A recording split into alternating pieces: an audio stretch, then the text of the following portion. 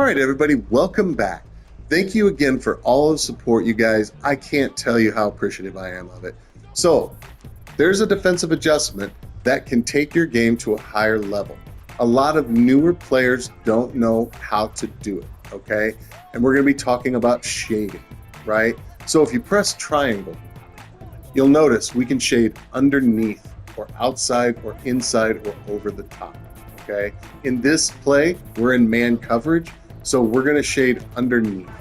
So that means that these defenders are going to focus more on playing underneath the receivers, right? Conversely, if we shade over top, these guys are going to play their man defense so that they don't get beat over the top, right?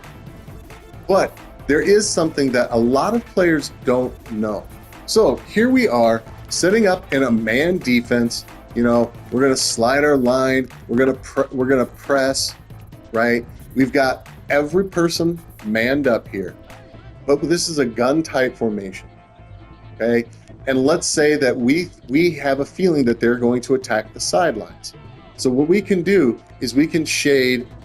Let's say we decide we're going to shade over the top on this one, but do you know that you can also shade a second way? You can press triangle again and you can shade inside or outside. In this case, we're going to shade outside because we think that they're going to probably attack us in the corners, right? And, you know, we're bringing heavy heat. So we want to make sure that we guess their plays pretty well, right? And on a gun tight, really, the main thing we're going to be having to worry about is if they call like a PA seams. You know, they have a drive out play and they can hot route different things like posts. But in this case, gun tight, it's most famous for corner routes, right? So most likely if somebody's in gun tight, they're going to be throwing corner routes. We have now shaded over the top and we shaded outside. Madden registers both of those, okay? So let's let this play out.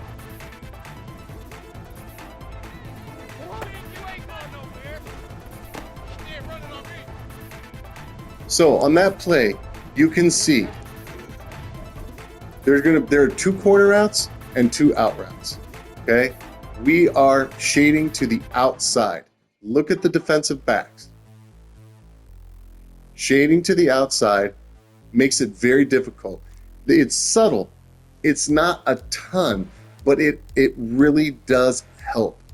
Okay, so we're going to be talking about shading on individual players, right? We've learned already today that we can shade two different ways. We can shade over the top or underneath, and we can shade outside or inside. But you can also shade individual defenders, right? So let's say that we think that Bo Jackson is going to come on a post, and we think that number 17 is going to come on a corner route, right? So globally, we would shade maybe over the top and inside. You know, personally, I would shade underneath and inside, okay? So all these other guys are going to be shading on the inside, but we know our opponent likes to sneak these corner routes from this outside guy, try to catch us napping. So the way to do this is we're going to go triangle, X for individual. We're going to press circle for the outside guy, and we're going to shade right or shade to the outside. So now Bo Jackson is being shaded to the inside, and number 17 is being shaded to the outside, right? That is a powerful adjustment. Now, generally speaking, you're only going to have a chance to do individual shading. Maybe you're only going to get time to shade maybe one or two guys if you're really fast with your adjustments, right? But it is something that you can throw in there, and it makes a big difference. It really does. Think about it. If it's just a half step is all a receiver needs. So shading, the things that we've talked about today, it's a very simple video, but shading is super important, especially in man coverage, okay? We're going to talk really quickly about shading in zones. Okay, so here we are in a cover 4, right? You know, we're going to press, crash our line out, you know, set up, you know, do our standard setup, right? But what we're going to to do in this situation is we're going to shade our zones, right? So if we press triangle down on the right stick, we're shading underneath. Notice our cloud flats turned into hard flats. Conversely, if we press triangle up on the right stick, we've now turned those hard flats into cloud flats, right? And these other zones will play more over the top if we're going to go over the top, and if we go underneath, right, if we shade down, now our zones are going to play more aggressively underneath, right? It's a very simple concept. We can also take these zones and shade to the outside. So let's say that we have cloud flats out here and we're worried about a corner route. And this is theoretical here, right? You know, we would want this guy backed off if he was going to cover a corner route, right? But theoretically, okay, we shade to the outside. You know, say we're shading over the top, and let's say we're shading to the outside, okay? This guy will play the corner route better because he's going to shade his zone more toward the outside. Conversely, we can also shade zones to the inside, right? It's a very simple concept, but it's very important. You will notice a difference if you shade your zones to the outside. I very rarely, I can't remember the last time I shaded zones inside. Usually in man coverage, I might shade inside probably, I don't know, half the time, right? But shading your zones outside, you can shade underneath and outside, right? Those are actually powerful adjustments, you guys.